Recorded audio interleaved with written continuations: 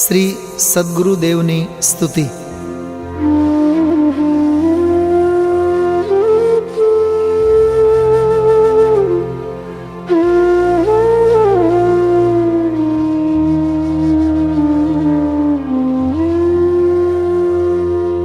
સંસાર સાગર તારવા જીનવાણી છે નૌકા ભલી, જ્ઞાની સુકાની મળ્યા વિના એ નાવ પણ તારે નહીં. આ કાળમાં શુદ્ધાત્મ જ્ઞાની સુકાની બહુ બહુ દોયલો. મુજ પુણ્ય રાશિ ફળ્યો અહો ગુરુ કહાન તું નાવિક મળ્યો.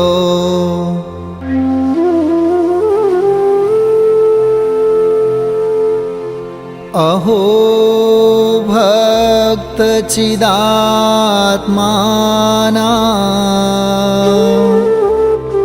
સિમંધર વીર કુંદના,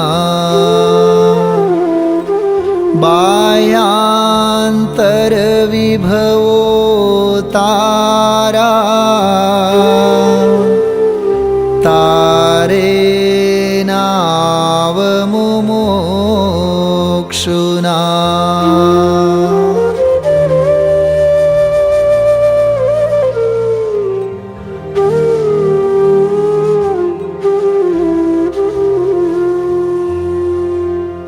સદા દ્રષ્ટે તારી વિમળ નિજ ચૈતન્ય નિરખે, અને જ્ઞપ્તિ માહી દરવ ગુણ પર્યાય વિલસે. નિજાલંબે ભાવે પરિણતિ સ્વરૂપે જઈ ભળે, નિમિત્તો વ્યવહારો ચિદ ઘન વિશે કાંઈ ન મળે.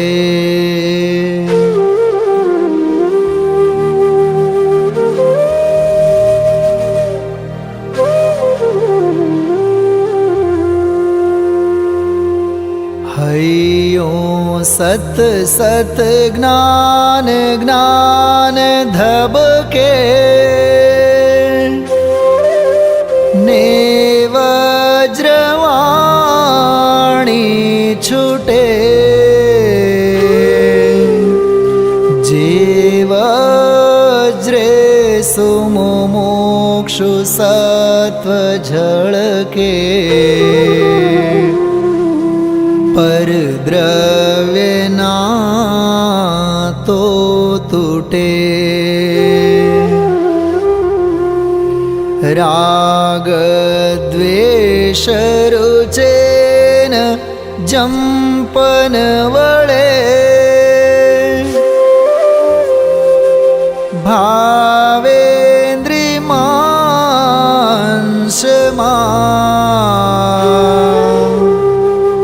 ટંકોત્કીર્ણ અકંપ જ્ઞાન મહિમા, હૃદયે રહે સર્વદા.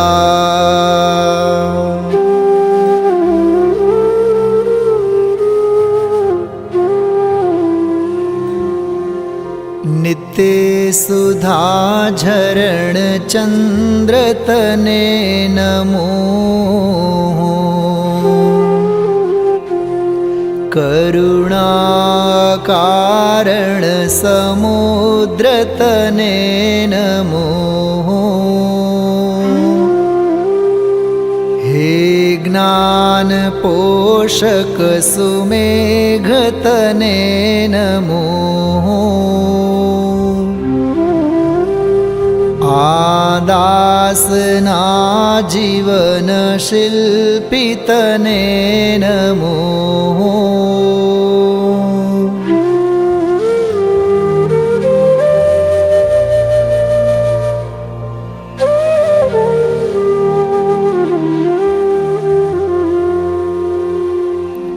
ઊંડી ઊંડી ઊંડેથી સુખ નિધિ સતના વાયુને તે વહંતી. વાણી ચિન્મૂર્તિ તારી ઉર અનુભવના સૂક્ષ્મ ભાવે ભરેલી. ભાવો ઊંડા વિચારી અભિનવ મહિમા ચિત્તમાં લાવી લાવી. ખોયેલો રત્ન પામો મન રથ મનનો પૂરજો શક્તિશાળી. પૂરજો શક્તિશાળી.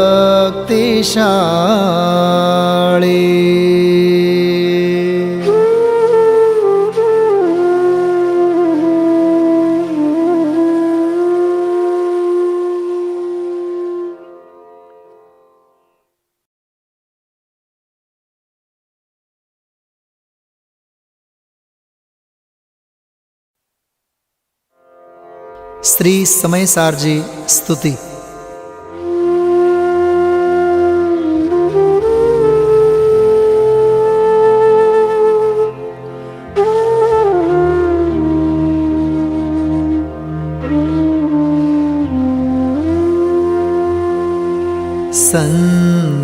સંસારી જીવના ભાવ મરણો ટાળવા કરુણા કરી.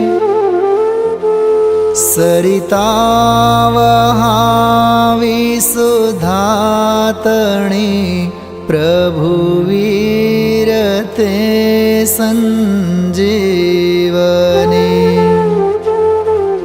શોષાતી દેખી સરિતને કરુણાભિના હૃદયે કરી. મુનિકુંદ સંજીવની સમય પ્રાભૃત તણે ભાજન ભરી.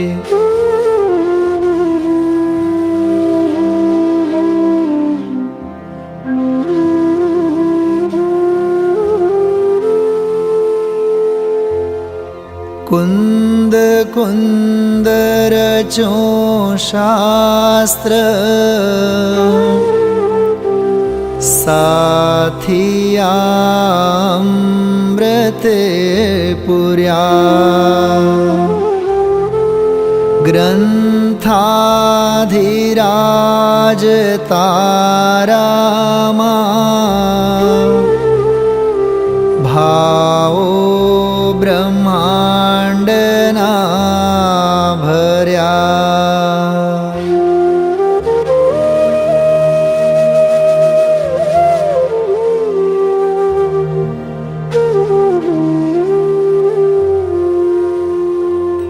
અહો આણી તારી समरस भावे नितरते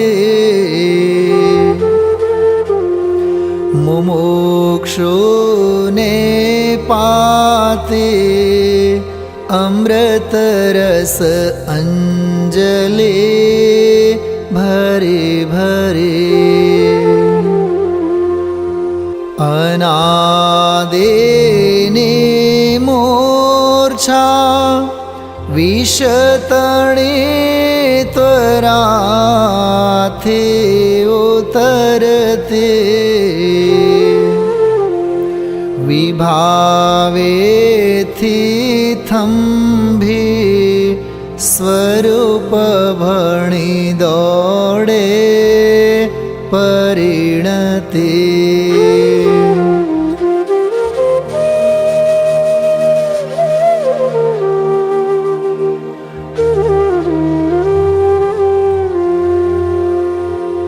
तू छे निश्चय ग्रंथ भंग सघळा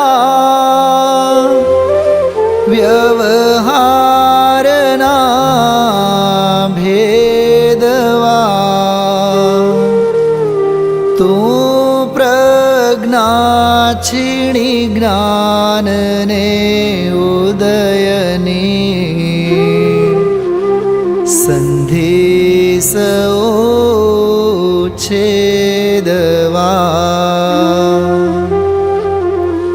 साथी साधकनो तू भानु जगनो संदेश महावीरनो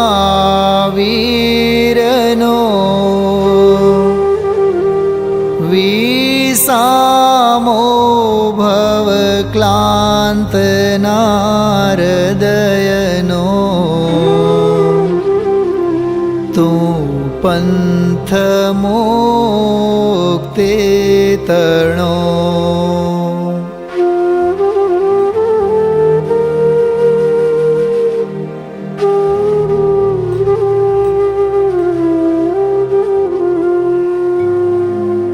सूणे तने रसनिबंध शिथिल थाय जाने तने हृदय ज्ञानी तणा जणाय तू रुचता जगतनी रुचि आळसे सो तू रिझता सकळ ज्ञायक देव रिझे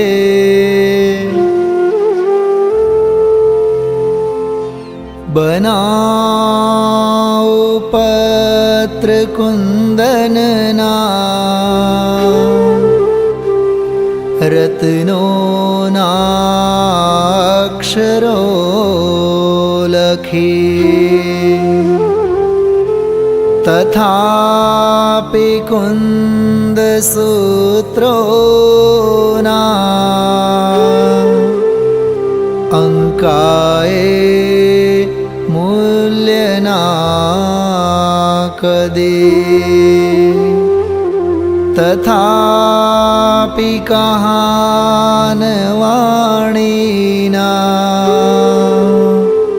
अंकाए मूल्यना कदे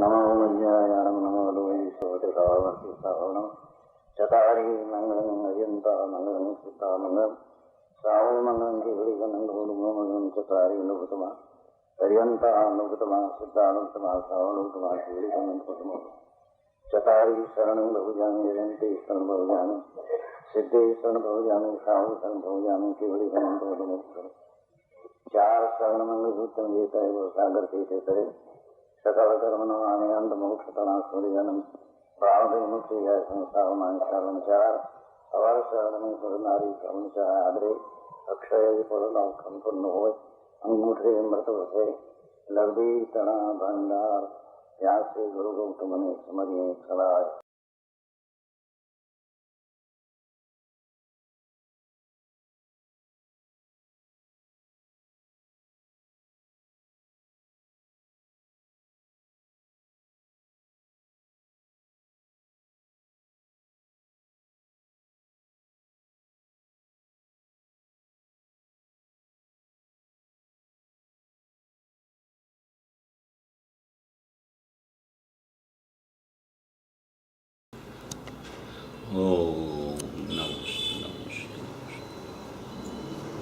णमोलोयेश्वत्रिकाळवर्ती अरहन्ताणं णमोलोयेश्वत्रिकाळवर्ती सिताणं णमोलोयेश्वत्रिकाळवर्ती आर्याणं णमोलोयेश्वत्रिकाळवर्ती उज्जैनं णमोलोयेश्वत्रिकाळवर्ती शवशावनं.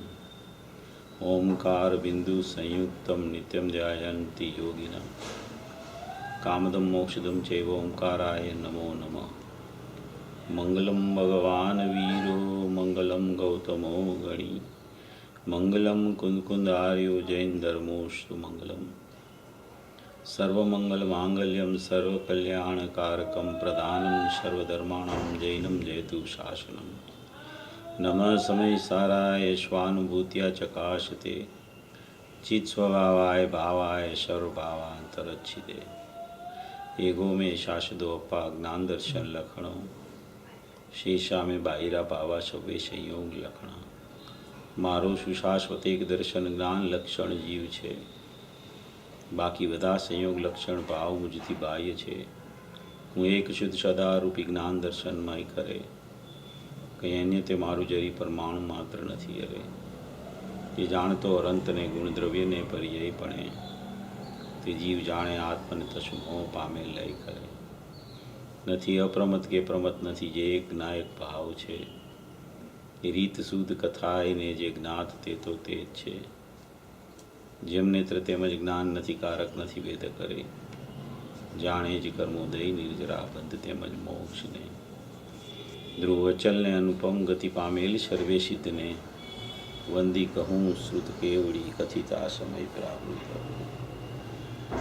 સ્થાપ નિજને મોક્ષ પંથે ધ્યા અનુભવ તે અને તેમાં જ નિત્ય વિહાર કર નહીં વિહર પર દ્રવ્યો છે. ઓમ શ્રી નમઃ સિદ્ધેભ્ય નમઃ સિદ્ધેભ્ય નમઃ સિદ્ધેભ્ય.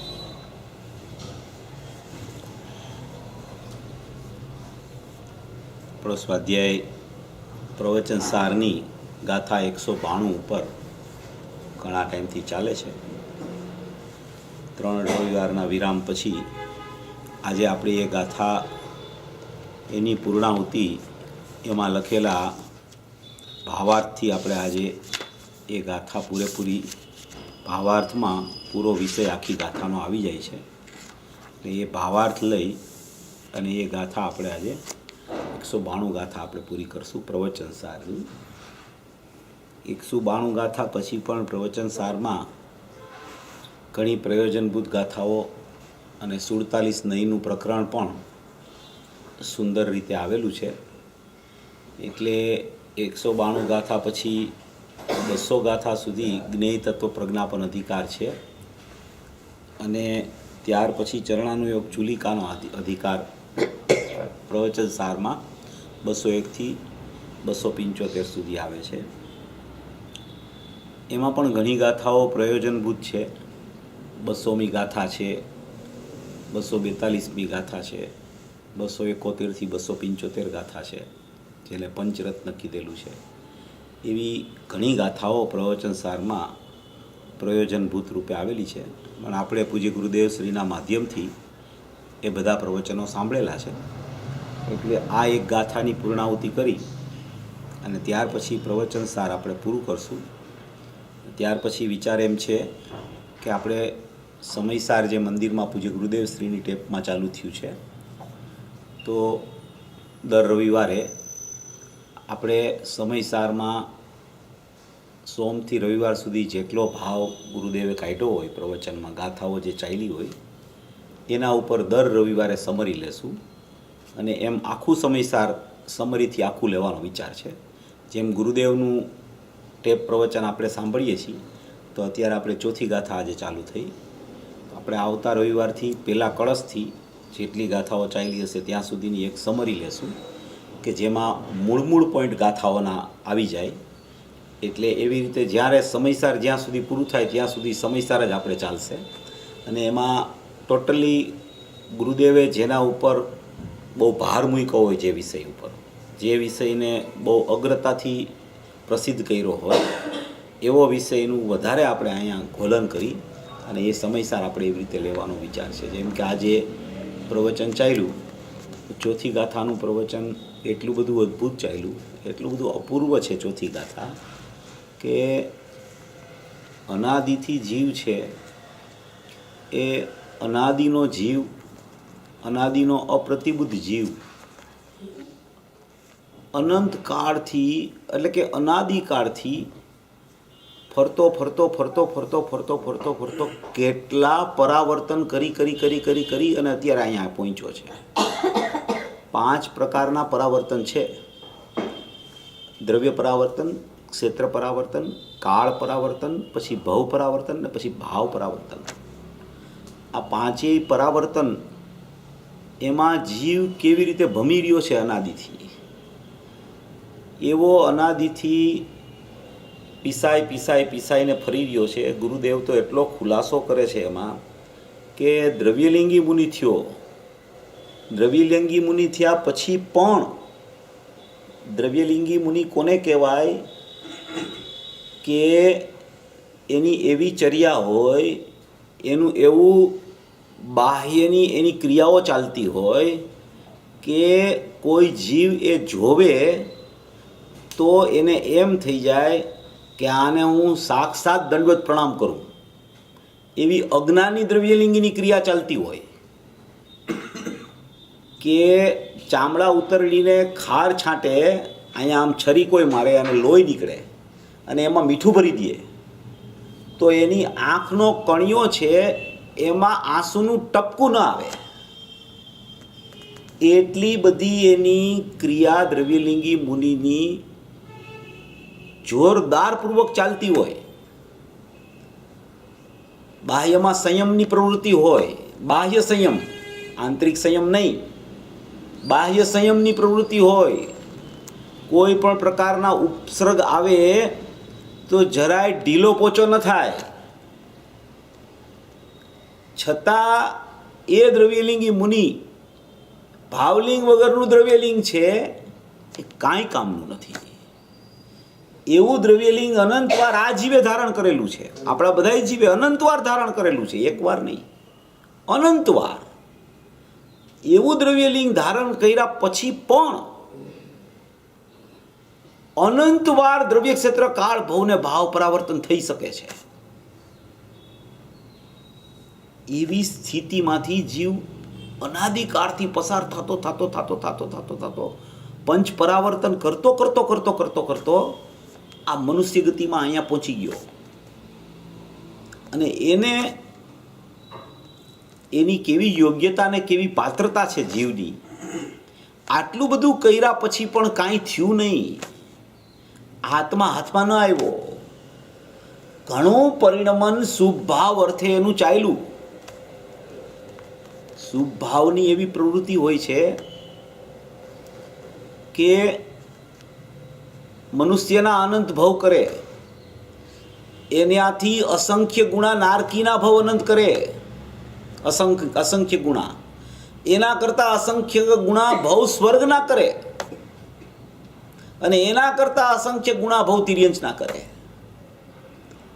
હવે એ સ્વર્ગના અસંખ્ય ગુણા ભવ એને કર્યા હોય, મનુષ્ય કરતા પણ નરકના, નરક કરતા સ્વર્ગના, સ્વર્ગ કરતા તિર્યંશના, તો એ સ્વર્ગમાં ગયો હશે. કેવી રીતે ગયો હશે? કેટલા શુભ ભાવ કર્યા હશે એણે, કેટલી શુભ ભાવની બહિર્લક્ષ્ય પ્રવૃત્તિ એની ચાલી હશે, ત્યારે એ મનુષ્ય અને નારકી કરતા અસંખ્ય ગુણા ભાવ કરવા માટે સ્વર્ગમાં પહોંચ્યો. છતાં કાર્ય સિદ્ધિ ન થઈ. અને એ બધું કરતા કરતા કરતા જ્યાં અત્યારે અહીંયા ભરત ક્ષેત્રમાં આવ્યો, આ બધું કરીને એ ભરત ક્ષેત્રમાં આવી અને સાચો દિગંબર જૈન ધર્મ એને પ્રાપ્ત થયો. સત્ય દિગંબર ધર્મના પ્રવક્તા એવા ધર્મ ધુરંધર જેને કહેવાય એવા પૂજ્ય ગુરુદેવ શ્રી મળ્યા. કુંદકુંદ આચાર્ય દેવના શાસ્ત્રો મળ્યા. અમૃતચંદ્ર આચાર્ય દેવની ટીકા એના હાથમાં આવી અને એનું સ્પષ્ટીકરણ કરનારા ધર્મપિતા પૂજ્ય ગુરુદેવ શ્રી મળ્યા, કે જેણે એક એક એક એક લીટીનું સ્પષ્ટીકરણ, એક એક ભાવનું સ્પષ્ટીકરણ એવું કર્યું કે એ સ્પષ્ટીકરણ સાંભળ્યા પછી હવે એને ભવનો અભાવ થયા વગર રહે નહીં. ભવ ન હોય એને. એવી અપૂર્વ દેશના કોઈ મહાભાગ્ય યોગે પ્રાપ્ત થઈ આપણને. મહાભાગ્ય યોગે. આ કોઈ સાધારણ વાત કે અતિશયોક્તિની વાત નથી. આવું વાસ્તવિકતા છે. આ વાણી પ્રાપ્ત થાવી, આ ભાવ કાને પડવો અને એની સમજણ થાવી, એની નિરંતરતા રહેવી, એમાં જીવ સમજણ કરી અને ચિંતન કરી, મનન કરી અને પુરુષાર્થ કરીને પ્રયોગે ચડે, એ તો અપૂર્વથી અપૂર્વ વાત છે. એવું ભાવ વાસન થાય, એવું ભાવ વાસન થાય કે ભવ થવાના છે એવો ભાવ તો દેખાય નહીં, એટલે ભવ ન થાય. અને એવો નિર્ભવ સ્વરૂપ ભાવ, અભય સ્વરૂપ ભાવ, અભવ સ્વરૂપ ભાવ, એવો અંદરમાં શાશ્વત પરમાત્માનો ખ્યાલ આવી જાય એને. અને એ ખ્યાલ આવતા જ એની કાર્યસિદ્ધિ થાય. અને કાર્યસિદ્ધિ થતાં થતાં થતાં અલ્પકાળમાં એ મોક્ષ માર્ગમાં પરિણમી અને મોક્ષ રૂપે પરિણમી જાય. એવી કોઈ અપૂર્વ દેશના, દિવ્ય ધ્વનિ વત દેશના, તીર્થંકર વત દેશના પૂજ્ય ગુરુદેવ શ્રીની ખૈરી છે. એવી કોઈ અણમોલ વાત, અપૂર્વ વાત આપણી પાસે આવી ગઈ. જો કેવું વર્ણન કરે છે. અનંતવાર સ્વર્ગમાં ગયો, દ્રવ્ય ક્ષેત્ર કાળ ભવ ભાવના અનંતવાર પરાવર્તન કરતો કરતો કરતો કરતો કરતો છતાંય થાકતો નથી. પાછા એ જ પરાવર્તનમાં આડોટા કરે છે. એ જ પરાવર્તન ચાલુ રહે છે એનું. આવી વાણી મળી, આવી શુદ્ધાત્માનો ઉપદેશ મળ્યો, ત્રિકાળી દ્રવ્યની ચર્ચા સાંભળવા મળી એને, છતાં જીવ એ શુભ ભાવમાં એવો લપસી જાય છે, એવો લપસી જાય છે કે ત્યાંથી એ પાર થઈને શુદ્ધ ભાવ સુધી પહોંચી નથી શકતો. કારણ કે આખા દિવસની પ્રવૃત્તિમાં શુભ કે અશુભ જ ચાલે છે. શુદ્ધ ભાવના વિચાર પણ નહીવત ચાલે છે, અને શુદ્ધ ભાવના વિચાર એ પણ શુભ ભાવ છે. એવી પ્રવૃત્તિ અનાદિથી ચાલે છે. એ પ્રવૃત્તિથી અહીંયા પૂજ્ય ગુરુદેવ શ્રી ચેતાવે છે એને આ 192 ગાથામાં કે તે ઘણું કરી લીધું, ઘણી ભૂલો કરી, હવે નિર્ભૂલ સ્વભાવને પકડતું. બહુ ભૂલ થઈ ગઈ, ઘણું થઈ ગયું. આ જીવે ફેરા કરવામાં કાંઈ બાકી નથી રાખી. ક્યાં ક્યાં ક્યાં ક્યાં એમ કહે છે કે જગતનું કોઈ એવું ક્ષેત્ર નથી કે જ્યાં આ જીવ ઉપજો ન હોય. કોઈ ક્ષેત્ર એવું નથી કે આ જીવ ઉપજો ન હોય. દરેક ક્ષેત્રે એક એક ક્ષેત્રે આ એક એક પરમાણુ એ અનંતવાર જન્મો છે. અનંતવાર, એકવાર નહીં. એક એક પરમાણુ જે છે ત્યાં અનંતવાર જન્મો છે, એક એક વાર નહીં. અનાદિનો છે. કોઈ ક્ષેત્રમાં પરાવર્તન એને બાકી નથી રાખ્યું. પણ પૂજ્ય ગુરુદેવ શ્રીની દેશનામાં એમ આવે છે એ ભૂલો છે, પણ એ ભૂલેલો ભગવાન છે. એ ભગવાન છે. એને તું એની પર્યાયમાં પરિવર્તન છે એનાથી જોતો નહીં. એનું જ્ઞાન કરાવવા માટે કરાવજે, પણ દ્રષ્ટિ ત્યાં કરતો નહીં. દ્રષ્ટિ તારી ત્રિકાળ ઉપર લઈ જાજે. સ્વભાવ ઉપર તારી દ્રષ્ટિને વાળજે.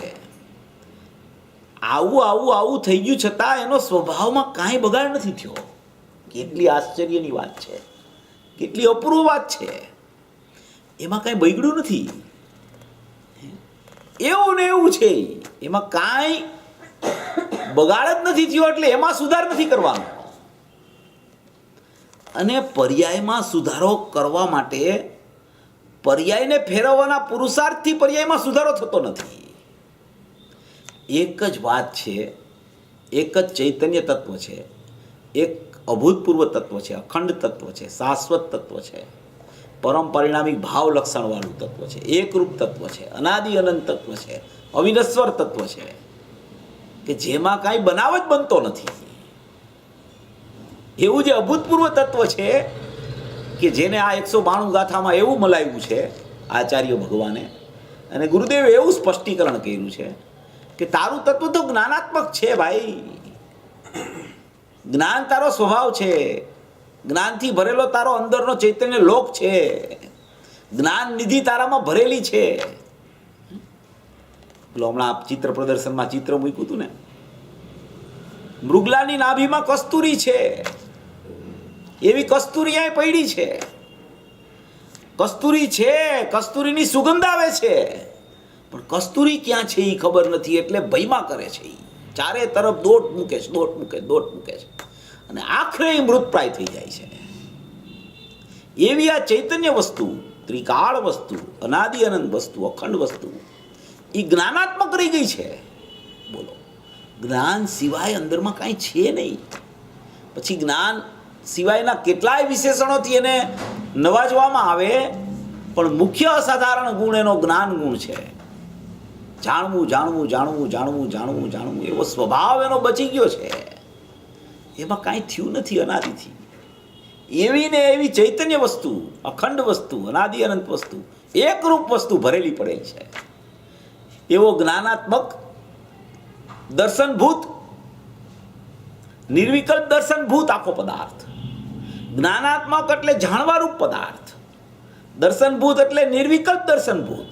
એમાં કોઈ ભેદ ન હોય. એમાં તો માત્ર દર્શનભૂત, નિર્વિકલ્પ વસ્તુ માત્ર, નિર્વિકલ્પ વસ્તુ માત્ર દર્શનભૂત.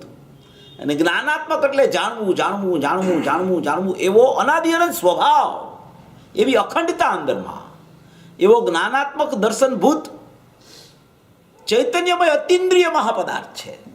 એવો અતિન્દ્રિય મહાપદાર્થ આપણે 3 તારીખે લીધું હતું રવિવારે, કે અતિન્દ્રિય મહાપદાર્થ કેવો છે? અનાદિ અનંત અતિન્દ્રિય મહાપદાર્થ છે. આ ઇન્દ્રિયોથી જે જાણવું ચાલે છે ને, બાહ્યનું જાણવું ચાલે છે, જ્ઞાનનો પ્રકાર ઉપયોગના પ્રગટ થાય છે, અને એ પ્રત્યેક સમયે એને બહિર્મુખ વલણ હોવાથી ઇન્દ્રિયના સંગે બહિર્મુખ પરિણમે છે. કોઈને કોઈ ઇન્દ્રિયનો સંગ લીધા વગર જ્ઞાન અત્યાર સુધી બચ્યું નથી, એટલે એ અજ્ઞાની રહી ગયો છે. જ્ઞાનને ઇન્દ્રિયના સંગની જરૂર નથી. ઇન્દ્રિય દ્વારા જ્ઞાન જાણી શકતું નથી. જ્ઞાન પોતાના સ્વભાવથી જાણવું કરે છે, પણ છતાં સંયોગમાં ઇન્દ્રિય જોઈને, 5 ઇન્દ્રિય જોઈને, સ્પર્શ, રસ, ગંધ, વર્ણ અને કર્ણ, આ 5 ઇન્દ્રિય, એનો ક્રમ આમ છે. એ 5 ઇન્દ્રિય, આ સ્પર્શમાં એટલે 1 ઇન્દ્રિય, રસમાં 2 ઇન્દ્રિય, આ ગંધમાં 3 ઇન્દ્રિય, ચક્ષુ મળે એટલે 4 ઇન્દ્રિય થાય, કાન મળે એટલે 5 ઇન્દ્રિય થાય. એવું 5 ઇન્દ્રિય સન્મુખ એનું જ્ઞાન અનાદિથી પરિણમી રહ્યું છે, અનાદિથી પરિણમે છે. જાણવું તો જ્ઞાનનો સ્વભાવ છે. જાણવામાં ઇન્દ્રિયની જરૂર નથી એને, પણ એની માન્યતામાં એમ ચાલે છે કે હું ઇન્દ્રિયથી જાણું છું. ચશ્મા ન પહેરું તો જોઈ ન શકું,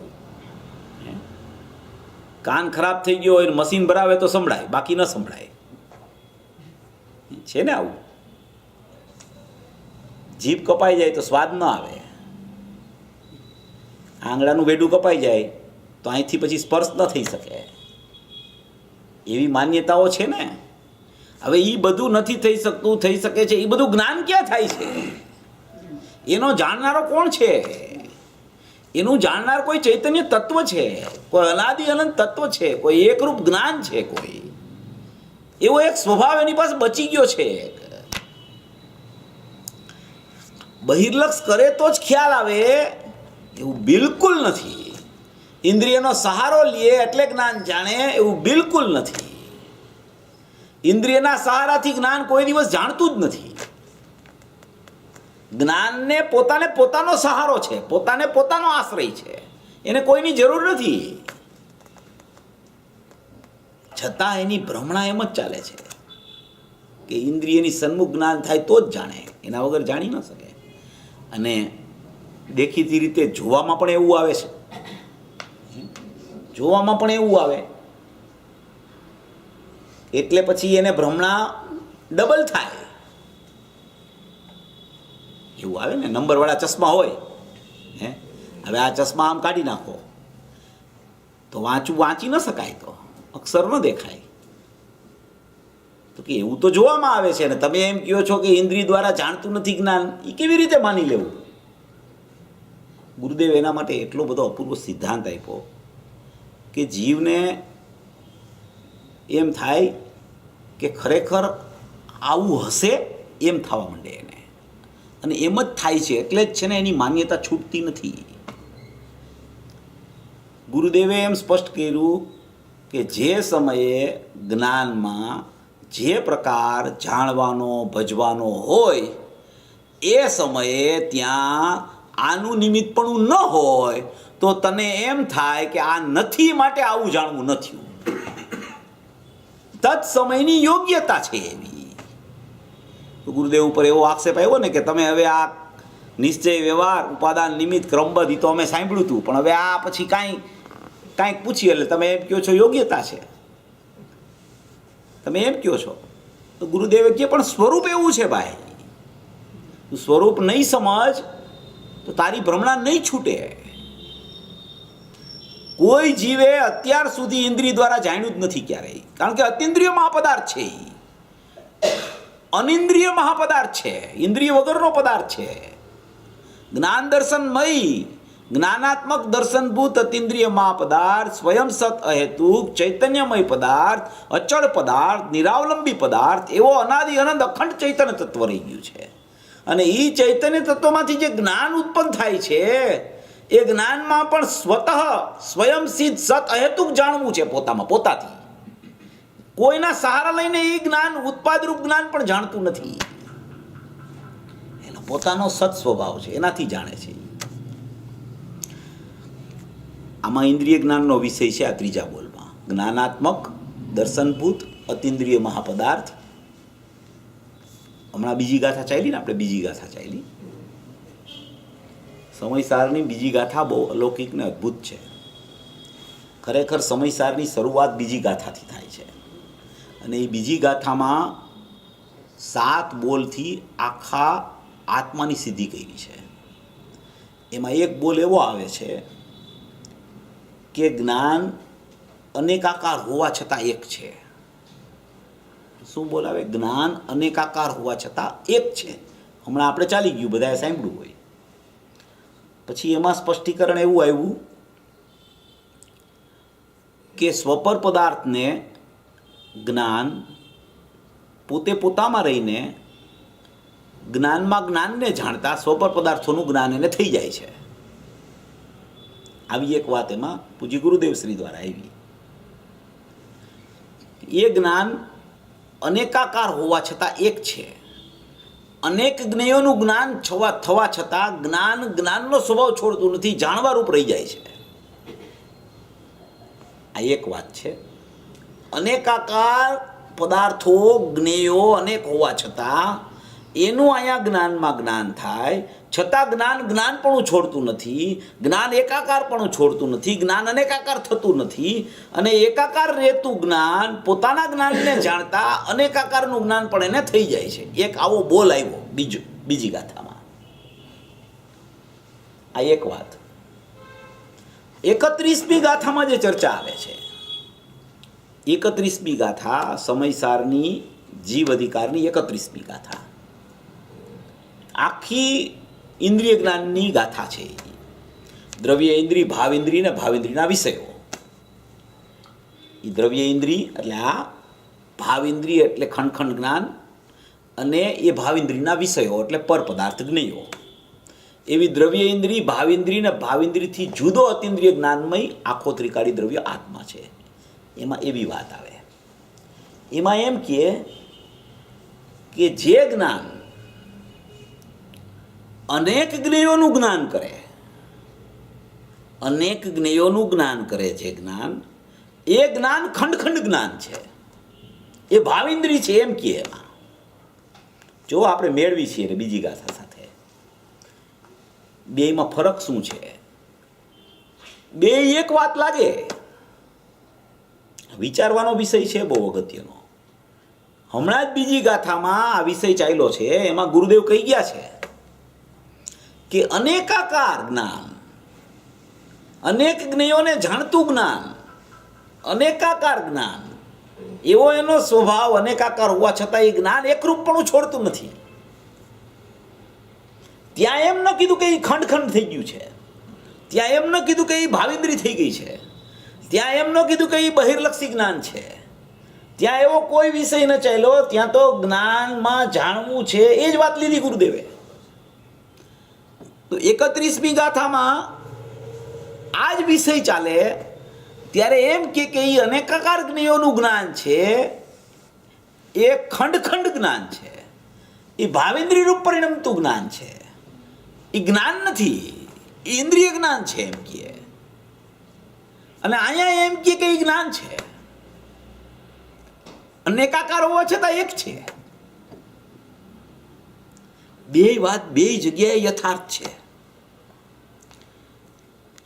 આ તુલનાત્મક આપણા જ્ઞાનમાં છે ને ખ્યાલમાં આવે ને, કારણ કે આ જ્ઞાનનો સ્વભાવ સમજવો ને અટપટો છે થોડો. શ્રદ્ધામાં તો કાંઈ અટપટું છે જ નહીં. શ્રદ્ધાનો વિષય તો ત્રિકાળી દ્રવ્ય જ છે, એ તો નિર્વિકલ્પતા છે. એમાં તો કાંઈ બીજું પર્યાય માત્રથી રહી ધ્રુવ છે ચૈતન્ય તત્વ, એ આદરવા લાયક પદાર્થ છે, અનુભવવા લાયક છે, ઉપાદેયભૂત છે, આશ્રયભૂત પદાર્થ છે. એટલે એ તો શ્રદ્ધાનો વિષય અખંડ એકરૂપ છે, એમાં પર્યાય જ નથી, ઉત્પાદ વ્યય જ નથી. ઉત્પાદ વ્યયને સંયોગ કહી દીધા. ઉત્પાદ વ્યય તો બહાર છે, આખો ધ્રુવ ચૈતન્ય છે, એ હું છું એમ શ્રદ્ધા કરે એટલે અનુભૂતિનો જન્મ થાય છે. એ શ્રદ્ધાનો વિષય છે. જ્ઞાનનો વિષય તો એ જ છે, જ્ઞાયક જ. જ્ઞાનનો વિષય તો જ્ઞાયક જ છે, પણ જ્ઞાનનો સ્વભાવ સવિકલ્પ છે. દર્શનનો સ્વભાવ નિર્વિકલ્પ છે. જ્ઞાનાત્મક દર્શનભૂત. જ્ઞાનાત્મક એટલે જાણવું જાણવું જાણવું જાણવું જાણવું જાણવું. સ્વવિકલ્પ એટલે વિકલ્પ સહિત નહીં, ભેદાભેદનું જાણવું, એવું જ્ઞાન છે. અભેદનું જાણતા ભેદાભેદનું જ્ઞાન થઈ જાય એને જ્ઞાનનો સવિકલ્પ સ્વભાવ કહેવામાં આવે છે. તો એ જ્ઞાનાત્મક દર્શનભૂત, એ નિર્વિકલ્પતા દર્શનભૂતમાં બતાવી. એ શ્રદ્ધાના વિષયની તો કોઈ પ્રશ્ન નથી આવતો. એમાં તો કાંઈ બીજું છે જ નહીં. અને અહમ કરવા લાયક તો એ જ છે. જ્ઞાનમાં જ્ઞેય બનાવવા લાયક જ્ઞાયક જ છે. વાત તો એમ જ છે. પણ જ્ઞાનનું પડખું જે છે એમાં પ્રકારો ઘણા. શ્રદ્ધાના પડખામાં કોઈ પ્રકાર નહીં એવા. જ્ઞાનના પડખામાં પ્રકારો છે.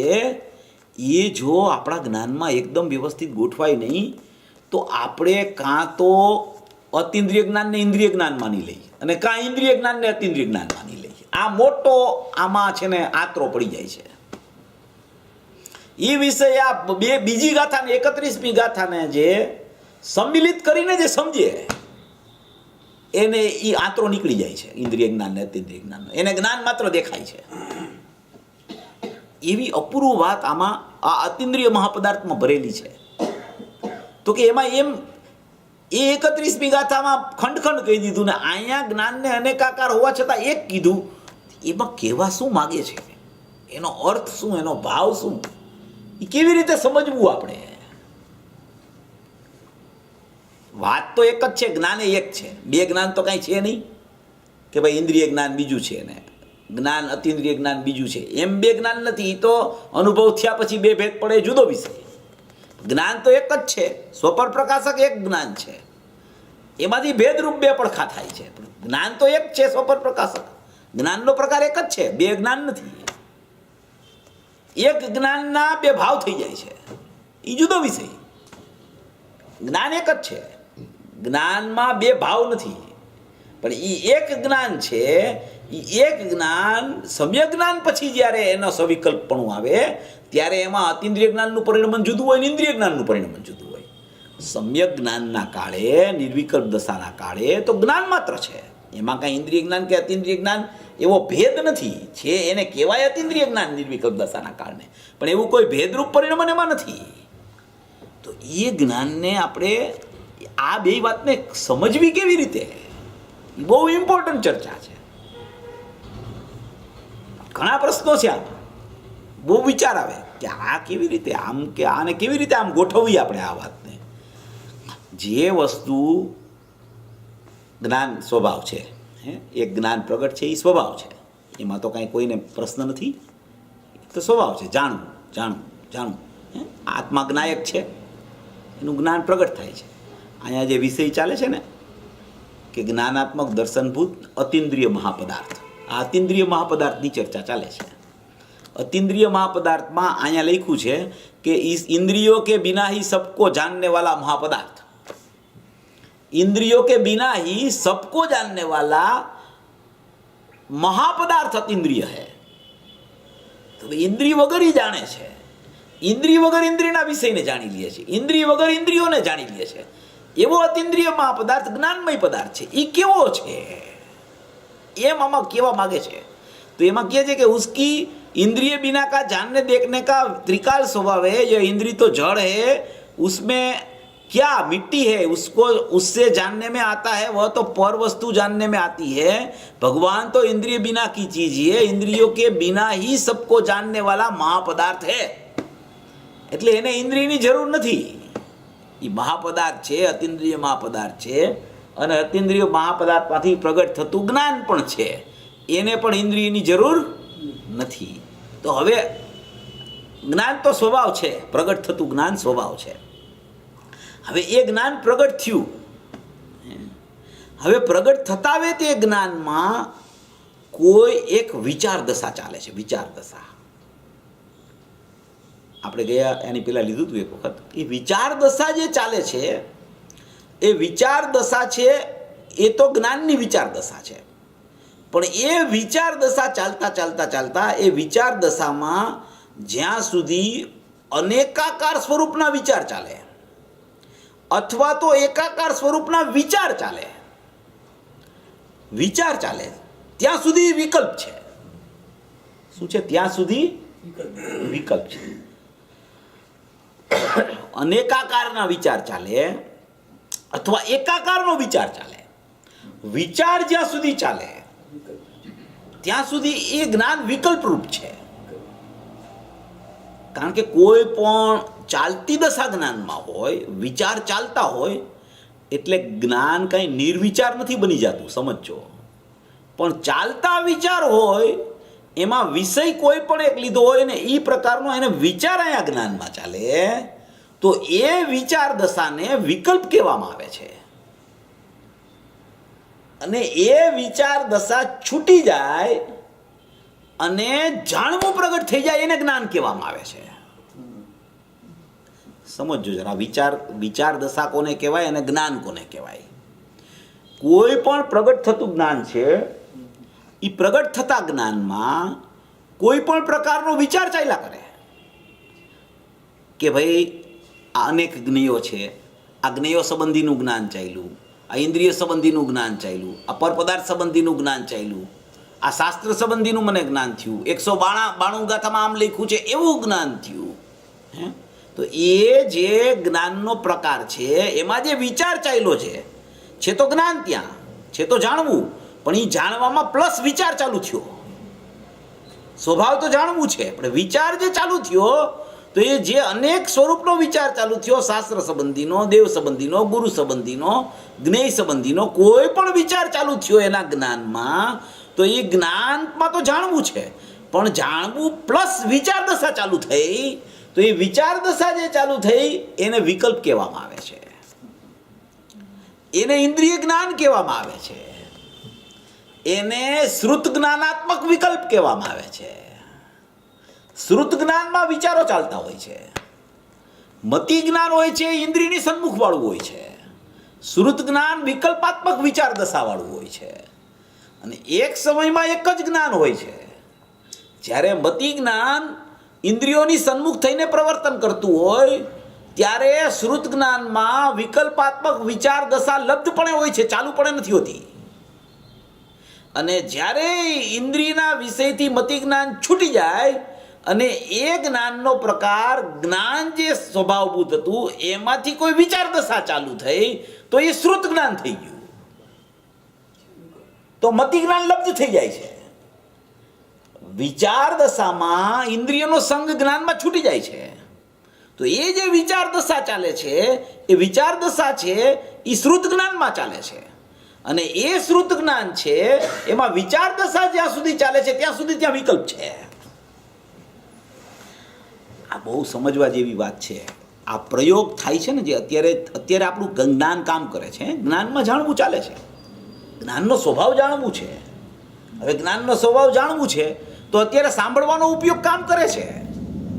સાંભળવાનો ઉપયોગ કામ કરે છે તો એ મતિ જ્ઞાનનો પ્રકાર ચાલે છે. 5 ઇન્દ્રિય સન્મુખ વાળું જે જ્ઞાન હોય એને મતિ જ્ઞાન કહેવામાં આવે. તો એ મતિ જ્ઞાનનો ઉપયોગ કામ કરી રહ્યો છે અત્યારે. હવે એ સાંભળતા સાંભળતા ઉપયોગ એક સમયનો છે, 1 સેકન્ડનો અસંખ્યમો ભાગ એને સમય કહેવામાં આવે છે. એટલો ઝડપથી પલટાય છે ઉપયોગ કે એને તો એમ જ થાય છે કે હું વિચારે કરું છું એક સાથે અને એ જ સમયે હું સાંભળું છું. પણ એવું નથી હોતું. સાંભળવું છૂટે છે ત્યારે વિચાર ચાલે છે, વિચાર છૂટે છે ત્યારે સાંભળવું ચાલુ થાય છે. એક સમયમાં 2 કામ કોઈ જ્ઞાન કરી ન શકે કેવળ જ્ઞાન સિવાય. મર્યાદિતતા છે એની મતિશ્રુતની. જો મતિશ્રુત બધું કરી શકતું હોય તો કેવળ જ્ઞાનની જરૂર શું પડે? તો એ જે આ વિચાર દશા ચાલે છે ને એ શ્રુત જ્ઞાનમાં ચાલે છે, એ વિકલ્પરૂપ થઈ ગઈ. અને ઓલી સાંભળવાની રસ ઇન્દ્રિયની, સ્પર્શ ઇન્દ્રિયની, સૂંઘવાની કે ચક્ષુ ઇન્દ્રિયની ક્રિયા ચાલે એ મતિ જ્ઞાનમાં ચાલે છે. તો એ મતિપૂર્વક શ્રુત કહેવામાં આવે. શું કહેવામાં આવે? કે મતિપૂર્વક શ્રુત હોય, મતિપૂર્વક શ્રુત હોય. અત્યારે જીવને અત્યારે મતિશ્રુત જ્ઞાનનો ઉપયોગ છે, કેવળ જ્ઞાન નથી. એટલે તો મતિશ્રુતનો ઉપયોગ છે તો મતિશ્રુત સાથે કામ કરે તો કે બિલકુલ ન કરે. એક સમયમાં એક જાણવાના સ્વભાવવાળું જ્ઞાન યા તો મતિ જ્ઞાન રૂપ પરિણમે યા તો શ્રુત જ્ઞાન રૂપ પરિણમે. મતિ જ્ઞાન છે વિકલ્પ વિકલ્પવાળું છે. શ્રુત જ્ઞાનની જેમ જ એમ જ કોઈ પણ બહિર્લક્ષી જ્ઞાન હોય એને વિકલ્પાત્મક જ્ઞાન કહેવાય. પણ જે વિકલ્પાત્મક જ્ઞાન એને કહેવામાં આવે એમાં જે વિકલ્પની વ્યાખ્યા છે અને શ્રુત જ્ઞાનના વિકલ્પની વ્યાખ્યા છે એમાં ફરક છે. મતિ જ્ઞાન છે એ ઇન્દ્રિયની સન્મુખતા વાળું હોવાથી, અતિન્દ્રિય જ્ઞાન ભગવાન આત્માની સન્મુખતા નહીં વાળું હોવાથી એને વિકલ્પ કહી શકાય. બાકી શ્રુત જ્ઞાનમાં તો વિચારની ભૂમિકા ચાલે છે. જ્ઞાન પ્લસ વિચાર એનું નામ નયોના વિકલ્પ છે. શ્રુત વિકલ્પા નયા એમ એવું સૂત્રશાસ્ત્રમાં આવે. શ્રુત વિકલ્પા નયા. શ્રુત જ્ઞાનમાં નયોના વિકલ્પો હોય, મતિ જ્ઞાનમાં નયોના વિકલ્પ ન હોય. કારણ કે મતિ શ્રુત અવધિ મન પર્યાય કેવળમાંથી મતિ અવધિ મન પર્યાય અને કેવળમાં નયો જ ન હોય. નયો માત્ર શ્રુત જ્ઞાનમાં હોય. શ્રુત જ્ઞાનમાં જ નયનું પરિણમન હોય. નિશ્ચય નહીં, વ્યવહાર નહીં. એક જ્ઞાનને વિશે અનંત નયો કીધી છે એ બધી નયો શ્રુત જ્ઞાનમાં પડે. બીજા 4 જ્ઞાનમાં નહીં ન હોય. કેવળ જ્ઞાન પરિપૂર્ણ લોકાલોકને જાણનારું, પોતાના સ્વભાવને જાણતા લોકાલોકનું જાણવું થઈ જાય એમાં પણ નયનું પરિણમન ન હોય. છતાં વાત એમ આવે કે એ જે કેવડી ભગવાનનું જે ભાષા વર્ગણાનું પરિણમન આવે છે એમાં શ્રુત જ્ઞાન આવે છે. શા માટે? કે શ્રોતા શ્રુતથી સમજે છે માટે છે કેવળ જ્ઞાન, શ્રુત જ્ઞાન નથી. અહીંયા તો જ્ઞાનના ભેદનો વિષય જ પૂરો થઈ ગયો છે. એટલે અહીંયા મતિ શ્રુત અવધિ મન પર્યાય એ પ્રશ્ન નથી, કેવળ જ્ઞાન જ છે. અહીંયા માત્ર જ્ઞાન, કેવળ જ્ઞાન એટલે માત્ર જ્ઞાન છે. પણ માત્ર જ્ઞાન હોવા છતાં એનો ઉપદેશ જે આવે, એની વાણી જે ખરે એને શું કીધું કે એ શ્રુતથી વાણી ખરી. શા માટે? કે સામેવાળો જીવ સમજનાર બેઠો છે, એની પાસે શ્રુત જ્ઞાન છે. એટલે એમ કીધું કે એ શ્રુત જ્ઞાનથી સમજાવે છે, શ્રુત જ્ઞાન ખરે છે એમ કહે. એટલે નહીં માત્ર શ્રુત જ્ઞાનમાં હોય, વિકલ્પ ખરેખર શ્રુત જ્ઞાનમાં જ હોય. મતિ જ્ઞાન માં નિર્વિકલ્પતા નથી, એ અપેક્ષાએ એને વિકલ્પ કહેવાય. પણ મતિ જ્ઞાન ઇન્દ્રિયની સન્મુખતાવાળું હોય. મતિ અને શ્રુતની મતિ જ્ઞાનનું ઉપયોગાત્મકપણું, પછી લપપણું, ઉપયોગાત્મકપણું, શ્રુત જ્ઞાનનું ઉપયોગાત્મકપણું, મતિ જ્ઞાનનું લપપણું, એમ ચાલ્યા કરે. મતિશ્રુત મતિશ્રુત મતિશ્રુત મતિશ્રુત એમ ચાલ્યા કરે. હવે એ મતિશ્રુત છે એ જ્ઞાનના જ પ્રકાર છે, પણ એ જ્ઞાનની ઉપાધિ છે, જ્ઞાન નથી. એ જ્ઞાનની ઉપાધિ કહેવાય એને. જ્ઞાન કોને કહેવાય કે જે નિર્વિકલ્પ રૂપ પરિણમે, જેમાં કોઈ ભેદભંગ ન હોય. તો પછી એમ કહીએ કે ભાઈ મતિશ્રુત જ્ઞાનમાં અનુભવ થાય પ્રત્યક્ષ, એમ કહેવાય ને વેદન પ્રત્યક્ષ છે. તો મતિશ્રુત જ્ઞાનમાં અનુભવ થાય તો કે બિલકુલ નહીં. જ્ઞાનમાં અનુભવ થાય એનું નામ મતિશ્રુત છે. ભાષા બધી આવે પણ એનો ભાવ આ છે. અનુભવ જ્ઞાનમાં જ થાય. જ્ઞાનમાં અનુભવ થાય ત્યારે અનુભવ થયો જ્ઞાનમાં જ્ઞાયકનો, ત્યારે એમાં ભેદ વિકલ્પો છૂટી ગયા, મતિશ્રુત જ્ઞાનના વિકલ્પો છૂટી ગયા. પણ હવે પાછો ઈ જીવ અનુભૂતિ છૂટીને પાછો જ્ઞાનમાં વિકલ્પમાં આવશે ત્યારે એની પાસે મતિશ્રુત છે. તો એમ કહેવાય કે મતિશ્રુતમાં એને અનુભવ થયો. અત્યારે પણ મતિશ્રુત છે એટલે મતિશ્રુતમાં અનુભવ થયો એમ કહેવાય. થાય અનુભવ જ્ઞાનમાં. જ્યારે અનુભવની પ્રક્રિયા ચાલે ત્યારે કોઈ પણ પ્રકારના મતિશ્રુતના કોઈ ભેદ ત્યાં હોય જ નહીં. આપણે ઘણીવાર લઈ છીએ 94માં કળશમાં આવે છે. 94મો કળશ છે સમયસાર શાસ્ત્રનો, 144 ગાથા પછીનો છે છેલ્લો કળશ. 42, 43, 44 ગાથામાં આવે છે કે કોઈ પણ પાણીનું વેણ છે એ ક્યાંયથી આવતું આવતું આવતું આવતું આવતું આવતું કેટલી જગ્યાએ પ્રસરી જાય. પાણીનું વેણ આવે ને ક્યાંયથી, ધારો કે નદીમાંથી પાણી છૂટું પડી ગયું, તો એ છૂટું પડતું પડતું પડતું પડતું પડતું ક્યાંય ચાલ્યું જાય, જંગલમાં ચાલ્યું જાય, રોડ ઉપર ચાલ્યું જાય, કોઈ જગ્યાએ પણ ચાલ્યું જાય. હવે તમે એને જંગલમાં જ ગયું એમ જોવો તો એ વિકલ્પ છે, અને તમે એને પાણીને પાણીથી જોવો તો એ નિર્વિકલ્પ છે. કોઈ પણ જ્ઞાનને જ્ઞેય સાપેક્ષતાથી તમે જોવો તો એ જ્ઞાન નથી, એ અજ્ઞાન છે. અને એ જ સમયે ત્યાં ને ત્યાં જ તમે જંગલથી જ્ઞાનનો વિચાર કરો, જંગલથી પાણીનો વિચાર કરો, કે પાણીથી પાણીનો વિચાર કરો, બસ આટલું જ છે આમાં. પાણી વહેતું વહેતું જંગલમાં ચાલ્યું ગયું. હવે તમે જંગલથી વિચાર કરો કે જંગલમાં પાણી છે, આ પાણી જંગલ રૂપ થઈ ગયું છે, પાણી જંગલમાં ચાલ્યું ગયું છે. એમ તમે વિચાર કરો કે જ્ઞાન જ્ઞેયોમાં ચાલ્યું ગયું છે, જ્ઞાન જ્ઞેયોનું થાય છે, જ્ઞાન જ્ઞેયોના લક્ષ્ય થાય છે. એમ વિચાર કરો તો એ જ્ઞાન છે એ વિકલ્પાત્મક છે, એ અજ્ઞાન છે, એ મિથ્યા જ્ઞાન છે. હવે ત્યાં ને ત્યાં જ તમે એમ વિચાર કરો કે આ પાણી છે ને એ જંગલમાં ગયું છે, પણ એ સમયે એ છે તો પાણી, એ છે તો પાણી જ. જ્ઞાન જ્ઞેયોની સન્મુખ થયું, જ્ઞેયોનું જ્ઞાન થયું, જ્ઞેયોના લક્ષ્ય જ્ઞાન થયું કે જ્ઞેયોના પ્રતિભાસથી જ્ઞાન થયું, પણ છે તો જ્ઞાન. એમ જો જ્ઞાન દેખાય તો નિર્વિકલ્પતા આવે છે. આને કહેવાય અનેકાકાર જ્ઞાન ને એકાકાર જ્ઞાન. અનેકાકાર હોવા છતાં એકાકાર છે, એકરૂપ છે. હવે જો તમે અનેકાકારથી તમે એને મૂલ્યાંકન કરો છો તો એ ખંડ થઈ ગયું જ્ઞાન, એ ભાવેન્દ્રી બની ગઈ, એ ભાવેન્દ્રી થઈ ગઈ. એટલે એ ભાવેન્દ્રી થઈ તો કાંઈ ઇન્દ્રિય જ્ઞાન આમ કાંઈ આમ એક આમ ઇન્દ્રિય જ્ઞાનનો ભાગ જુદો પડી જાય છે, અને એક પાછો જ્ઞાનનો ભાગ કાંઈ આમ જુદો રહી જાય છે. એવી રીતે છે તો કે બિલકુલ એમ નથી, એમ બિલકુલ નથી. એ બધું અનુભવ પછીનો વિષય છે, બિલકુલ એમ નથી. પેલા તારે અનુભવ કરવો છે તો એ વિચાર કર કે હવે આ થાય છે કેવી રીતે, તો કે આ ખંડ જ્ઞાન થઈ ગયું. તો કે એ ખંડ જ્ઞાન એને કીધું કે એમ કે તું એને જ્ઞેયોથી માપ કરસ, જ્ઞાનનું તું જંગલથી પાણીનું માપ કરસ, તું અનેકાકાર વસ્તુથી તું એકાકાર વસ્તુનું માપદંડ કાઢસ, એટલે એને ખંડ જ્ઞાન કહી દીધું, એટલે એને ઇન્દ્રિય જ્ઞાન કહી દીધું, એટલે એને ભાવેન્દ્રિય કહી દીધી, એટલે એને ક્ષયોપસમ જ્ઞાન ખંડ ખંડ થઈ ગયું. જ્ઞેયોના લક્ષ્ય ખંડ ખંડ થતું જ્ઞાન એને ભાવેન્દ્રિય કહેવામાં આવે. હવે એ જ્ઞેયોના લક્ષ્ય જ્ઞાન ખંડ ખંડ થયું છે તો કે જ્ઞાન તો અખંડ છે, પણ જ્ઞેયોનું લક્ષ કરીને તું જોવસ એટલે જ્ઞાનને ખંડ ખંડ કહેવામાં આવે છે. જ્ઞાન ખંડ થતું નથી. જ્ઞાન તો એવું ને એવું છે, સ્થિર. મને તો જાણવું જ છે, એમાં બીજું કાંઈ નથી. જેટલી ઉપાધિઓ થાય છે વિચારની, વિકલ્પની, એ બધી એની બહાર છે. એ બધો વિશેષ ભાવ છે, એ બધો ઔપાધિક ભાવ છે, વધારાની ચીજ છે.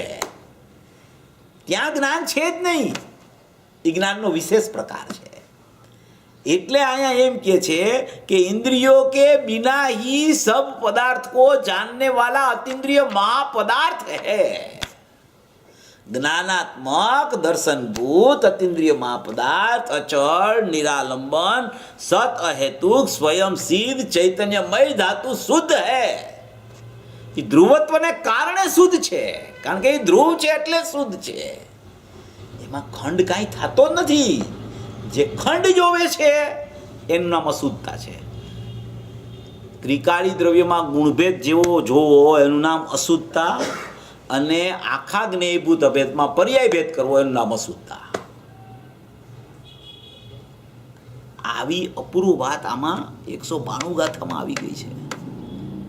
આ એક જ્ઞાનનો સ્વભાવ, એક એની વિચારધારા, અને વિચારધારામાં ઉઠતો વિકલ્પ, અને એ ત્યાં ને ત્યાં જ છે. બધું આપણે જ્ઞાન કંઈક જુદું છે, વિચાર દશા કંઈક જુદી ચાલી, વિકલ્પ કંઈક જુદો છે, એવું કાંઈ નથી. ત્યાં ને ત્યાં તે જ જગ્યાએ આ બધું ચાલે છે. એ સમયે જ્ઞાન જાણનાર રહે છે. જે વિચાર દશા ચાલે છે ને એ ક્યાં ખબર પડે છે વિચાર દશાની? એ વિચાર દશા જ્યાં ચાલે છે એ તો જ્ઞાન પકડે છે કે આ અત્યારે વિચાર રૂપી વિકલ્પ ચાલ્યો. આ શાસ્ત્ર સન્મુખ જ્ઞાન થયું એ ખબર ક્યાં પડે? તો કે એ જ્ઞાનમાં પડે છે. એટલે જ્ઞાન જીવતું જાગતું એમને પડ્યું છે, એમને ઊભું છે. વિચાર દશા ચાલે, વિકલ્પ ચાલે તો જ્ઞાનને ખબર પડે આ વિચાર દશા. એટલે તો ત્યાંથી પાછો ફરે છે. એટલે તો પાછો ફરીને હું જ્ઞાન માત્ર અતીન્દ્રિય પદાર્થ છું ત્યાં આવી જાય છે. એટલી બધી અપૂર્વ વાત છે. આ જ્ઞાનનો સ્વભાવ છે ને એને ખરેખર સમજાઈ જવો જોઈએ. ઉપયોગ છે ને એ ઉપયોગ ક્યારેય કોઈ દિવસ બહિર્મુખ કદી થયો નથી. એને ઉપયોગ એ ઉપયોગવાનને કદી છોડ્યો નથી, એવો એને વિશ્વાસ નથી આવતો. એટલે અનેકાકાર જ્ઞાન થઈ ગયું, જ્ઞાન ખંડ થઈ ગયું, ભાવેન્દ્રી બની ગઈ. ભાવેન્દ્રી નથી બનતી એમ નથી. અનેકાકાર ઉપર જ્યાં સુધી લક્ષ છે ત્યાં સુધી એ જ્ઞાનને, ઇન્દ્રિય જ્ઞાનને ખંડ જ્ઞાન જ કહેવામાં આવે છે. એક રૂપ એકાકાર હોવા છતાં એની માન્યતામાં એ ખંડ બની ગયું છે. ત્યાં એક રૂપ એકાકાર જ છે, પણ એને જ્ઞેયના સંબંધથી જોવે છે એટલે એ ખંડ થઈ ગયું છે. આચાર્ય ભગવાનનો અને ગુરુદેવનો આશય કહેવાનો આમ છે. ખંડ ત્યાં થયું નથી કાંઈ. જ્ઞાન કોઈ દિવસ ખંડ થાય નહીં. જ્ઞાન કોઈ દિવસ વિકલ્પમાં જોડાય નહીં. જ્ઞાન કોઈ દિવસ પર પદાર્થ સાથે એકરૂપ થાય નહીં. જ્ઞાન ક્યારેય પરને જાણવા માટે પર સન્મુખ થઈને પરને જાણી શકે નહીં. સ્વસન્મુખ રહેતું, પોતામાં રહેતું, પોતાને જાણતા જ સ્વપરનું જ્ઞાન એને થઈ જાય. એની વ્યાખ્યા બાંધીને પરમ અધ્યાત્મ તરંગીણીમાં કે જ્ઞાનનો સ્વભાવ પરલક્ષ અભાવાત ચંચલતા રહિત અચલમ જ્ઞાનમ છે. એટલે આમાં કે છે જ્ઞાનાત્મક દર્શનભૂત અતીન્દ્રિય મહાપદાર્થ અચલમ જ્ઞાનમ, એટલે કે જ્ઞાન અચળ છે. એમ કે ચોથો બોલ અચળ છે, એકરૂપ છે, ચડાચડતા વાળું નથી. પર્યાયો આવે, પર્યાયો જાય, પર્યાયો વ્યય થાય, પર્યાયો ઉત્પાદ પામે. અચળ સ્વભાવને કાંઈ સંબંધ નથી એની સાથે. કોઈ પણ પર્યાયનું પરિણમન થાય, ઉત્પાદ થાય, પરલક્ષી થાય, સ્વલક્ષી થાય, એનાથી એકલો ચૈતન્ય ભગવાન અત્યંત નિરાળો નિર્લેપ પરમાત્મા છે. એવો અચળ સ્વભાવી ભગવાન આત્મા છે, ધ્રુવ આત્મા છે, ચૈતન્ય પરમાત્મા છે. એવો કારણ સ્વભાવી જ્ઞાન ઉપયોગમય ત્રિકાળ આત્મા છે. એવો જ્ઞાયક ભાવ છે, એવો ચૈતન્ય પદાર્થ છે. એને અચળ કીધો અને પછી એને નિરાલંબન કીધો કે કોઈ પણ બાહ્ય જ્ઞેયોનું તો અવલંબન નથી, અને પ્રગટ થતી કોઈ પર્યાયોમાં કાંઈ સમ્યકપણું પ્રગટ થાય એવું પણ જ્ઞાયક ભાવને અવલંબન એવી કોઈ પર્યાયનું, સિદ્ધ પર્યાયનું પણ નથી હોતું. એવો નિરાલંબન પદાર્થ છે. એમ કહીને આ 5 બોલથી આખી ગાથા અપૂર્વથી અપૂર્વ ગાથા 192 ગાથા. જો આમાં લખ્યું છે, હું વાંચું છું કે आत्मा यहाँ यह कहते हैं, भावार्थ है ना, भावार्थ, आत्मा ज्ञानात्मक है, ज्ञान स्वरूप यानी शास्त्र के ज्ञान की यहाँ बात नहीं है. जैसे शक्कर मिठास स्वरूप है, सफेद स्वरूप है, वैसे भगवान आत्मा ज्ञान स्वरूप है.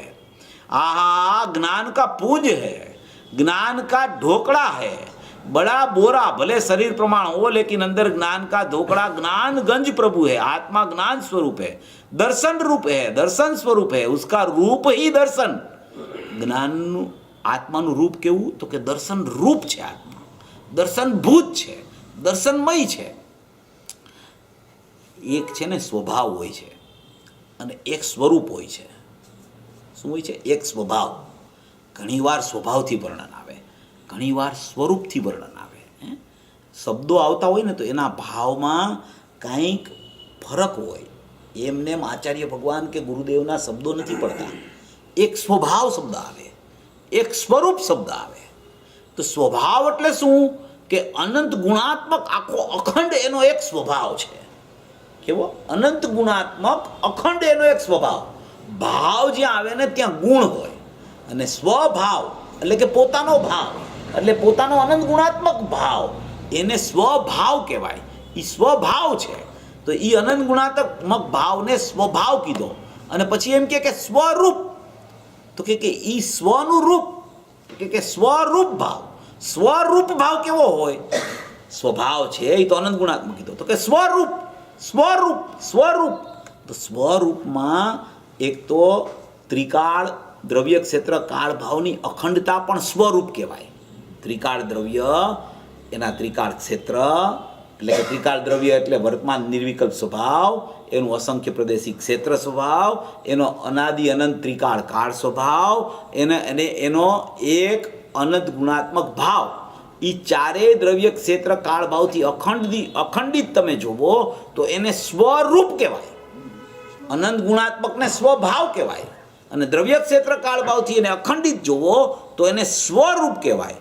અને સ્વરૂપમાં એક બીજો એક એવો ભાવ છે કે સ્વરૂપ. સ્વભાવ અનંત ગુણ લીધા, અને સ્વરૂપમાં આપણે એની કારણસૂત્ર પર્યાય પણ લઈ શકાય.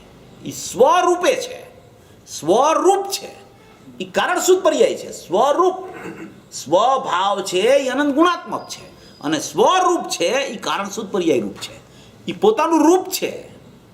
ગુણ છે એ પોતાનો સ્વભાવ છે, રૂપ છે એ કારણસૂત્ર પર્યાયો છે. એટલે સ્વભાવ કહેતા અનંત ગુણાત્મક, સ્વરૂપ કહેતા અનંત ગુણાત્મક પ્લસ અનંત કારણસૂત્ર પર્યાયાત્મક.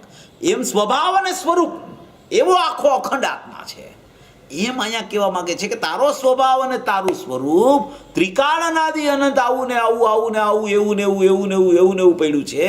જ્ઞાનાત્મક, દર્શનભૂત, अतीन्द्रिय पदार्थ, दर्शन रूप એટલે दर्शन स्वरूप है, दर्शन स्वरूप है, उसका रूप ही दर्शन दृष्टा है, इंद्रियों के बिना ही सबको जानने वाला महापदार्थ है. ज्ञेय पर पर्यायों का, ज्ञेय એટલે કે પર पर्यायों એમ લખે છે આમાં, ज्ञेय पर पर्यायों का ग्रहण त्याग न करने से अचल है. अपनी पर्याय में जो पर्याय उत्पन्न होती है और व्यय होती है उसे ध्रुव ग्रहण नहीं करता. सूक्ष्म बात है, भगवान राग को तो शुद्ध ध्रुव वस्तु ग्रहण करती नहीं, दया दान को ग्रहण करता नहीं, लेकिन अपनी पर्याय है वह उत्पन्न हुई उसे भी ध्रुव ग्रहण नहीं करता और उस पर्याय का व्यय होता है तो ध्रुव उसको नहीं छोड़ता. ध्रुव तो ध्रुव है, ऐसी बात है. तो मुमुक्षु प्रश्न पूछे છે કે જ્ઞેય પરપર્યાયો કા ગ્રહણ ત્યાગ એમ લખ્યું છે આમાં, તો પરપર્યાય આમાં કેમ લખ્યું એમ પ્રશ્ન કરે છે ગુરુદેવને કે આમાં જ્ઞેય પરપર્યાયો કા ગ્રહણ ત્યાગ પરપર્યાય કેમ લખ્યું. પછી ગુરુદેવ કહે છે કે पर्याय છે ને वो पर ही है, वास्तव में पर्याय है वो पर है, એટલે પર पर्याय લખ્યું છે એમ गुरुदेव કહે છે. वास्तव में पर्याय पर है, पर्याय का लक्ष्य शरीर पर जाता है. इस अपेक्षा से बात की, बात तो पर्याय एक समय की है उसमें मूढ़ है, इसलिए पर्याय मुंडा पर समया कहा है. यह तो पर्याय त्रिकाली को प्राप्त करती है, इस अपेक्षा से पर्याय ध्रुव की ग्रहण करती है ऐसा कहा है. એટલે કે ઉત્પાદ વ્યય છે એ ધ્રુવને ગ્રહણ કરે છે એમ કીધું છે, પણ ધ્રુવ તો पर्याय बिना की चीज है સૂક્ષ્મ બાત હે એટલે એને પર પર્યાય એમ કીધું છે, કારણ કે પર્યાય વિનાની ચીજ છે એટલે જ્ઞેય પર પર્યાય એમ અહીંયા શબ્દ એટલે વાપરો છે એમ ગુરુદેવ એની સ્પષ્ટતા કરે છે. એટલે આ સ્પષ્ટતા કરીને પછી 320 ગાથાની એક વાત કરે છે કે वास्तव में तो उसे उत्पन्न भी नहीं करता और व्यय भी नहीं करता, पर्याय को ध्रुव उत्पन्न भी नहीं करता और व्यय भी नहीं करता. 320 गाथा में आया ना, भगवान नायक स्वरूप मोक्ष की पर्याय और बंध की पर्याय को जानता है, वह तो पर्याय को जानता है, यहाँ तो ध्रुव त्रिकाल लेना है एम કરીને પછી અહીંયા જ્ઞેય पर्यायों का ग्रहण त्याग न करने से अचल है અને निरालंबन છે. परकाद परद्रव्य का आलम्बन नहीं, पर्याय है तो द्रव्य ध्रुव है ऐसा भी नहीं, पर्याय पर्याय से है, ध्रुव ध्रुव से है, इसलिए वह एक है એમ કરીને દ્રવ્ય અને પર્યાયના આમાં બે વિભાગ પાડી દીધા છે. પર્યાય પર્યાયથી છે, ધ્રુવ ધ્રુવથી છે, બેયને એકબીજા સાથે કાંઈ સંબંધ નથી. તમે ભાવથી જુઓ તો બેયની સત્તા ન્યારી ન્યારી છે. પર્યાયનો ઉત્પાદવ્યય ભાવ છે, ધ્રુવનો ત્રિકાળ ધ્રુવ સત્તારૂપ ભાવ છે. એટલે બેયના ભાવ જુદા જુદા હોવાથી ઓલામાં ઉત્પાદ વ્યય છે, આ ધ્રુવ પણ રહીએ છે. એટલે પર્યાય અને દ્રવ્ય એવી રીતે ભિન્ન ભિન્ન સત્તા છે એમ અહીંયા સિદ્ધ કરે છે. એટલે આમાં એમ કીધું કે इस प्रकार एक होने से એટલે કે આત્મા એક होने से ध्रुवत्व के कारण वह शुद्ध है, ऐसा शुद्धात्मा ध्रुव होने से वही एक उपलब्ध करने योग्य है, प्राप्त करने योग्य है. महानिदान भगवान आत्मा वही एक प्राप्त करने लायक है, महानिदान है वो. એટલે એમ કરીને એમ કહેવા માગે છે કે પર્યાયની દોટ તારી જે ચાલે છે, પર્યાયમાં શુદ્ધ ભાવ પ્રગટ કરવાની જે ભાવના પણ ચાલતી હોય, પણ એ ભાવના પણ ત્રિકાળી દ્રવ્યને લક્ષે ચાલે ત્યારે જ એ ભાવનામાં શુદ્ધ સ્વરૂપની પ્રગટતા થાય છે. એમ કરીને અહીંયા આખું જ્ઞાનાત્મક દર્શનભૂત અતિદ્રિય મા પદાર્થ અચળ અને નિરાલંબન સત સ્વયં એ સત અહેતુક ચૈતન્યમય પદાર્થ એ ધ્રુવ છે એટલા માટે એ શુદ્ધ છે એમ કરીને આખો ત્રિકાળી દ્રવ્યની મહિમાની જ ચર્ચા આમાં છે. કોઈ પર્યાય ત્રિકાળી દ્રવ્યનું લક્ષ કરે એટલે શુદ્ધ થઈ જાય એવી પર્યાયથી કોઈ ચર્ચા આ ગાથામાં નથી. અહીંયા તો પર્યાયને પણ પર પર્યાય કહી દીધી છે એટલે એની કોઈ ચર્ચા નથી. આખો સ્વભાવ કેવો છે એ બતાવે છે. અને એમાં મુખ્ય વિષય દર્શનને જ્ઞાનનો આપણે લીધો તો જ્ઞાનાત્મક એ સવિકલ્પ સ્વભાવ એમાં જાણવું હોય. દર્શનમાં દર્શનભૂત એટલે નિર્વિકલ્પ હોય. અતિન્દ્રિય મહાપદાર્થ એટલે ઇન્દ્રિયો દ્વારા એનું જાણવું થતું નથી, કારણ કે એક ઇન્દ્રિય દ્વારા જાણવું કરે તો બીજી ચારેય ઇન્દ્રિયોનું જાણવું થતું નથી એને, તો એને વિકલ્પ ઉત્પન્ન થાય છે. હે સૂંઘવાનો પ્રકાર ચાલતો હોય તો સાંભળવાનો પ્રકાર બંધ થઈ જાય, તો એને એમ થાય ઓલું સાંભળવાનું રહી ગયું, ઓલું સાંભળવાનું રહી ગયું. હવે જોવાનો પ્રકાર ચાલતો હોય તો સ્પર્શ ઇન્દ્રિયનો પ્રકાર, સાંભળવાનો પ્રકાર, ઘ્રાણેન્દ્રિયનો પ્રકાર, સ્પર્શ ઇન્દ્રિયનો પ્રકાર બાકી રહી જાય, તો એના એ પ્રકાર બાકી રહ્યો એટલે એના તરફ વિકલ્પ ચાલે. એટલે ઇન્દ્રિયો દ્વારા કદી જ્ઞાન કોઈ દિવસ થતું જ નથી. અતિન્દ્રિય મહાપદાર્થ જે ત્રિકાળી દ્રવ્ય છે એના લક્ષ્ય જ જ્ઞાન થાય છે, એને જ ખરેખર જ્ઞાન કહેવામાં આવે છે. કારણ કે એને જાણતા જેણે આત્મા જાણ્યો તેણે સર્વ જાણ્યું, એટલે સર્વ પ્રકારનો પ્રતિબંધ છૂટી જાય છે, કોઈ જાણવાનું બાકી રહેતું નથી. એટલે આનું જાણવું રહી ગયું, આનું જાણવું રહી ગયું, ઓલું જાણું છું તો ઓલું રહી ગયું, ઓલું જાણું છું તો ઓલું રહી ગયું, એ વિકલ્પ એમાં રહેતો નથી. માટે પોતાના આત્માને જાણવો એટલે કે આત્મા કેવો છે એમ સમજવો, એનું નામ જ ખરેખર આત્માર્થી છે, એનું નામ જ ખરેખર સમ્યક દૃષ્ટિ છે. એટલે આ વિષય જે છે એ ખૂબ જ અગત્યનો અને અપૂર્વ છે. આમાં આખી ધ્રુવની જ ચર્ચા છે. ધ્રુવ પદાર્થ કેવો છે ખરેખર દરેક જીવે એ જ સમજવાનું છે. પર્યાયનું પરિણમન તો ક્રમબદ્ધ છે, યોગ્યતા અનુસાર છે, એક પછી એક થયા જ કરે છે. બધી પર્યાયો પોતાના દ્રવ્યમાં મોતીના માળાના મણકાની જેમ ગૂંથાયેલી છે.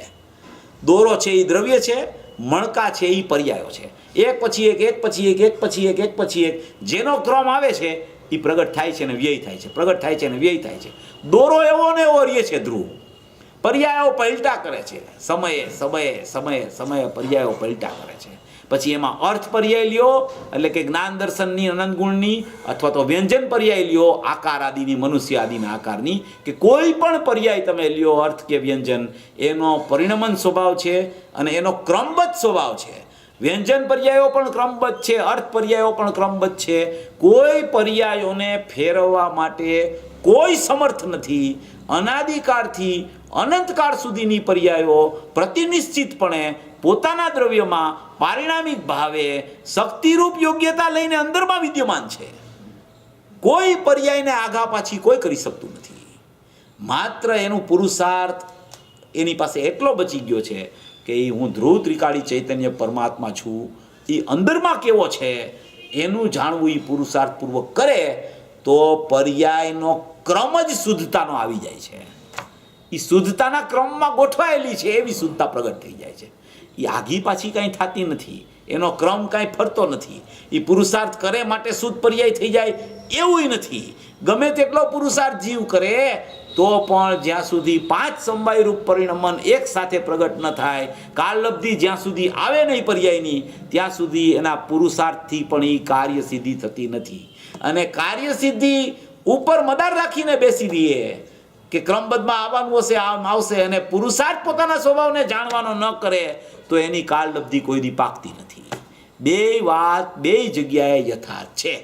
એટલે જેમ આચાર્ય ભગવાન જ્ઞાની ધર્માત્મા પૂજ્ય ગુરુદેવ શ્રી એણે જે વાત જે રીતે કરી છે એ રીતે જો યથાર્થ આપણા જ્ઞાન શ્રદ્ધામાં પકડાય તો ખરેખર વિષય એકદમ સરળ ને સુગમ છે.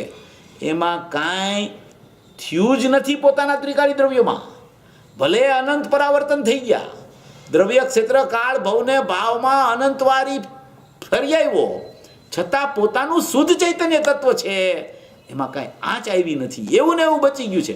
જ્યારે દ્રષ્ટિ કરે ત્યારે સમ્યક દર્શન થાય છે, જ્યારે એને જોવે ત્યારે સમ્યક જ્ઞાનની પ્રાપ્તિ થાય છે. સમયવર્તી કામ છે, સમયવર્તી પરિણમન ચાલે છે અને એમાં જીવ અટવાણો છે. જાજુ જે થઈ ગયું છે એને યાદ કરવા જેવું નથી, જે નથી થયું એના તરફ લક્ષ કરવા જેવું છે. થઈ ગયું છે એને બહુ યાદ ન કરવું. ઓહો કેટલું પરાવર્તન થઈ ગયું. જ્ઞાન કરાવવા માટે આચાર્ય ભગવાને શાસ્ત્રમાં અને ગુરુદેવે એનું સ્પષ્ટીકરણ કરે, પણ પછી બહુ એની પાછળ પડવા જેવું નથી. એ તો થઈ ગયું છે, હવે એવું થવાનું નથી એમ વિચાર કરવો કે હવે શું થવાનું છે, કે હવે મોક્ષમાં જવાનું છે, હવે મોક્ષ માર્ગરૂપ પરિણમન કરવાનું છે એમ વિચાર કરવા જેવો છે. થઈ ગયું એને બહુ યાદ કરે તો એમાં ને એમાં એ ગૂંચવાઈ જાય છે, એમાંથી નીકળી નહીં શકે. એટલે જે આ પંચ પરાવર્તનની ચર્ચાઓ પણ ઘણીવાર બહુ ચાલતી હોય છે ને, એ પણ ખરેખર મર્યાદામાં સમજવા જેવી છે. બહુ એની પાછળ પડવા જેવું નથી. છે પંચ પરાવર્તન થયું છે એવો ભાવ અત્યારે જીવને ચાલતો હોય છે તો એને હજી ભાવ પરાવર્તન થશે.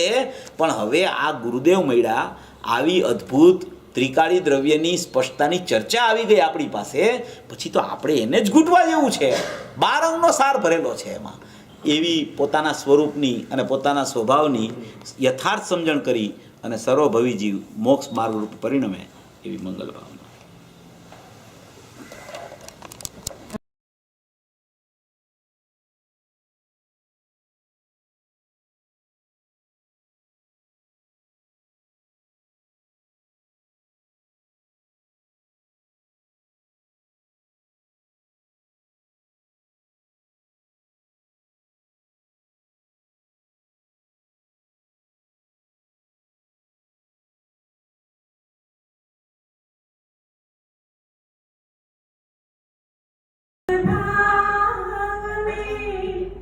निज द्रव्य में निज भाव में निज द्रव्य में निज आनंद सदा तुले भवी जीव तू भवी जीव तू भवी जीव तू भवी जीव तू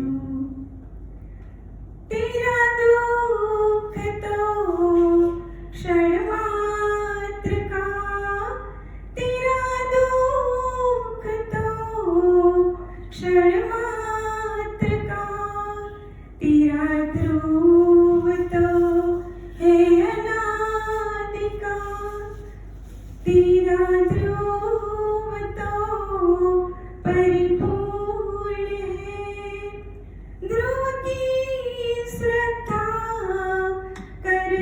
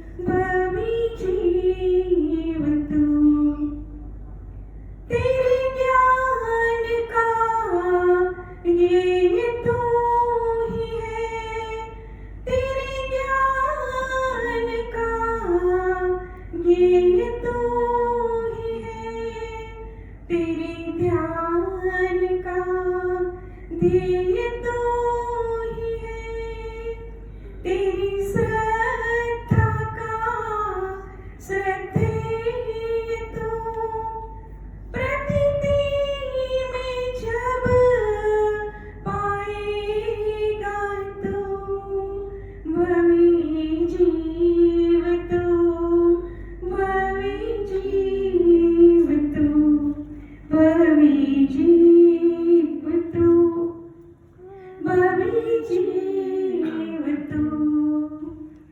ध्रुव की ध्रुवता ध्रुव में रही, ध्रुव की ध्रुवता ध्रुव में रही, परिणति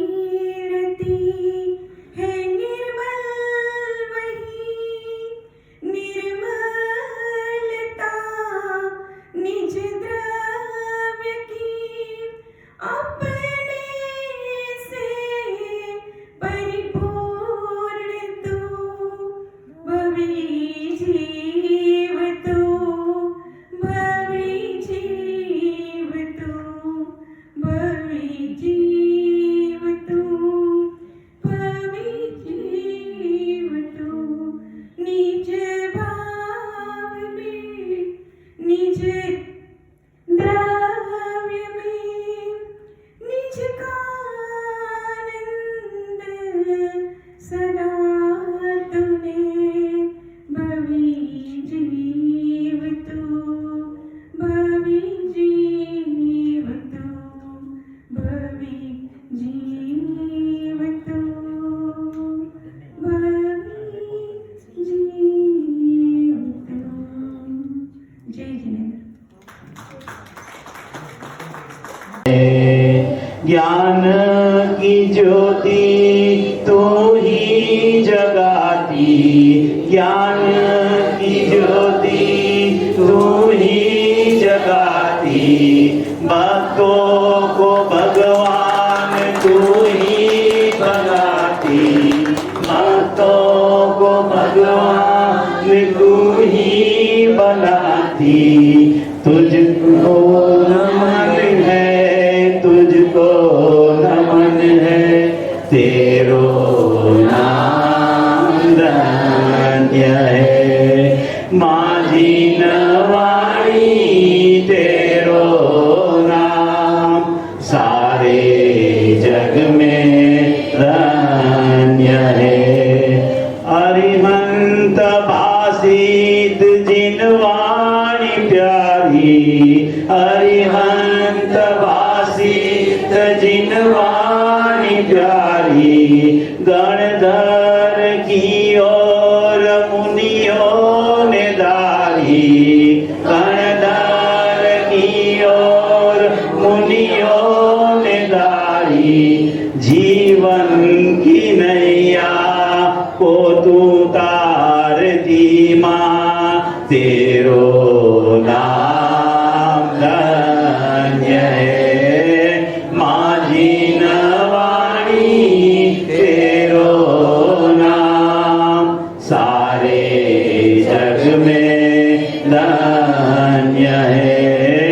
तेरी उतारे आरती माँ, तेरो नाम धन्य है।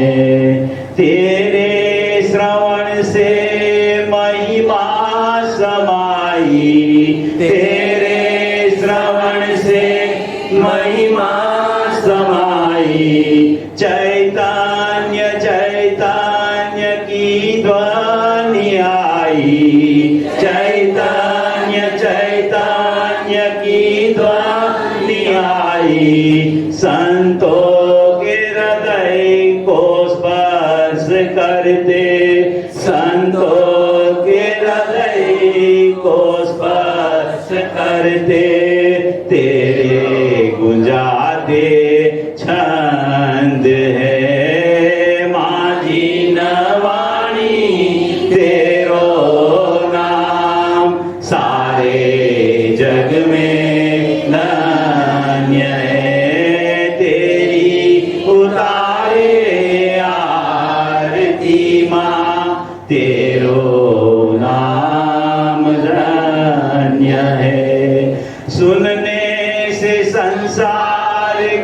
रस शिथिल हो, सुनने से संसार का रस शिथिल हो, गुनने से ज्ञायक का मंगल मिलन हो, गुनने से ज्ञायक का मंगल मिलन हो। तुझको नमन है, तुझको नमन है, तेरो नाम धन्य है। माझी नवाणी तेरो नाम, सारे जग में धन्य है। तेरी उतारे आरती माँ, तेरो नाम धन्य है। दुख को भगाती, सुख को दिखाती, दुख को भगाती, सुख को दिखाती, अमृत पिलाती, निज महिमा बताती, अमृत पिलाती, निज महिमा बताती, तेरो नाम धन्य है। माझी नवाणी तेरो नाम, सारे जग में धन्य है। तेरी उतारे आरती माँ, तेरो नाम धन्य है। बोलो जिनवाणी मात जयवंत वर्तो, जिनवाणी मात नो जय हो। परम कृपाळु अनंत अनंत उपकारी श्री सद्गुरु देवनो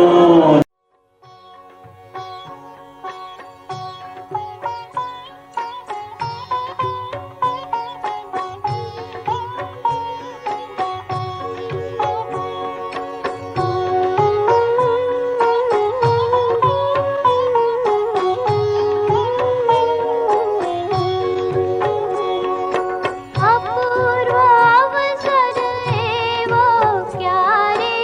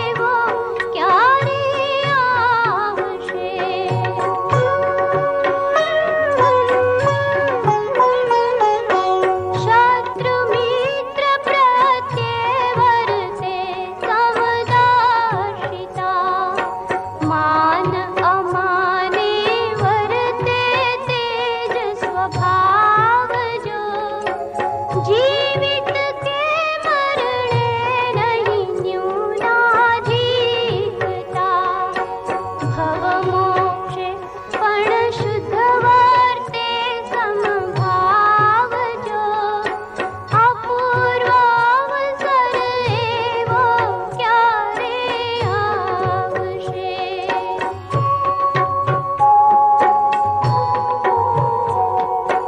એકાકી વિચરતો વળી સ્મશાનમાં, વળી પર્વતમાં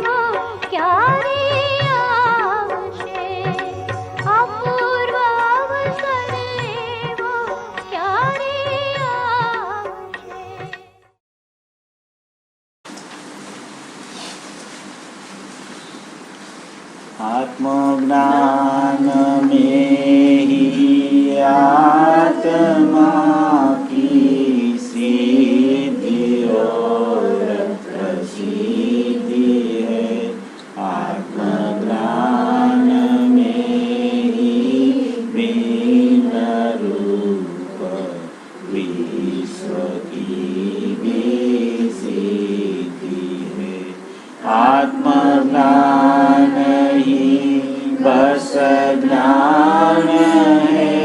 आत्मज्ञान ही बस ज्ञेय है। आत्मज्ञानमय ज्ञाता ही आत्मा ज्ञान ज्ञेय भेद है। दर्शाय सरस्वती देवी मेरा किया परम उपकार है। निज भाव में ही स्थिर रहूँगा वंदना विकार है। निज भाव में ही स्थिर रहूँगा वंदना विकार है। या वाणी के ज्ञान से सूझे लोकालो, तो वाणी मस्तक नमो सदा देतो।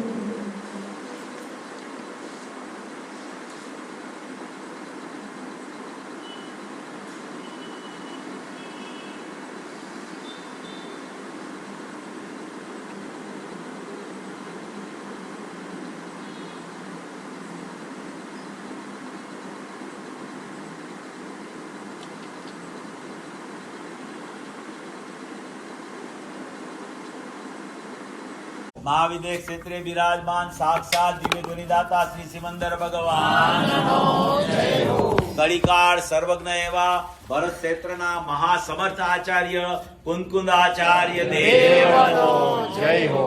હાલતા ચાલતા શ્રી દેવા શ્રી અમૃતચંદ્ર આચાર્ય દેવનો જય હો। કારણ કાર્યની સંધિના જનક એવા ભાવિ તીર્થાધિનાથ શ્રી પદ્મ પ્રબલધારી દેવનો જય હો। મંગલમય જીનવાણી માતનો જય હો। પરમ કૃપાળુ અનંત અનંત અનંત ઉપકારી શ્રી સદગુરુ દેવનો જય હો। સનાતન દિગંબર જૈન ધર્મનો જય હો। નિજ કારણ શુદ્ધ આત્મદેવનો જય હો।